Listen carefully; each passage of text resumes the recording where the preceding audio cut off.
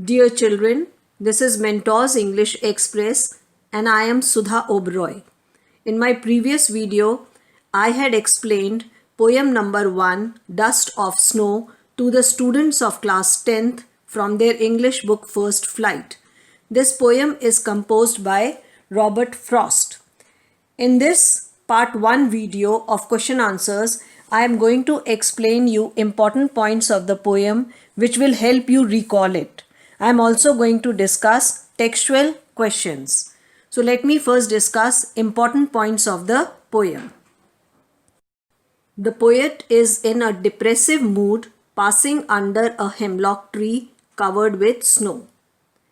A crow shakes the branches and the dust of snow falls down upon him from the tree. The poet looks up and is mesmerized by its beauty. He instantly shakes off his sad thoughts and becomes cheerful. The poet learns a great lesson of finding pleasure in simple acts. I hope these important points have helped you recall the poem. Let us discuss textual questions now. Your first question is, what is a dust of snow? What does the poet say has changed his mood? How has the poet's mood changed?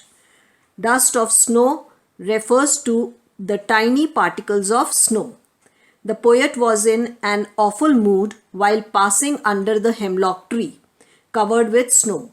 All of a sudden, when particles of snow fell on him, his attention was diverted towards the snow-covered tree, which looked so pious and beautiful. The scenario changed the poet's frame of mind instantly, and he forgot all his grievances and became cheerful. Your value points in this question are that his mood was changed when dust of snow fell on him and his attention was diverted towards the snow-covered tree which looked so pious and beautiful. Next question is, how does Frost present nature in this poem? The following questions may help you to think of an answer. What are the birds that are usually named in poems? Do you think a crow is often mentioned in poems? What images come to your mind when you think of a crow? Birds like sparrow, nightingale and peacock are more often mentioned in the poems. Unlike these birds, crows are often seen as the indicators of bad omen. So they are used for negative references and thought that bring bad luck. Again, what is a hemlock tree?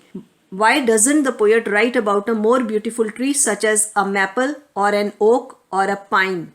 Hemlock tree is a poisonous tree. The poet wanted to give a message that even a poisonous plant or a negative situation can rejuvenate the dampened spirits if they are taken positively. So, he has mentioned a hemlock tree instead of other beautiful and useful trees like oak, pine and maple. Your next question is, what do the crow and hemlock represent? Joy or sorrow? What does the dust of snow that the crow shakes off a hemlock tree stand for? Both crow and the hemlock tree represent sorrow. Frost has used both the negative creatures as the carriers of positivism and strength that rejuvenate the dampened spirit.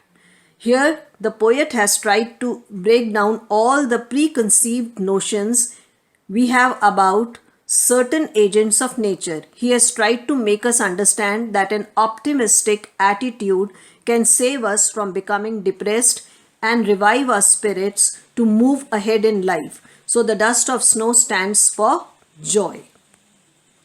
Children, if you have enjoyed this video, like, share and subscribe it. You can also write your comments in the comments box below. Thank you.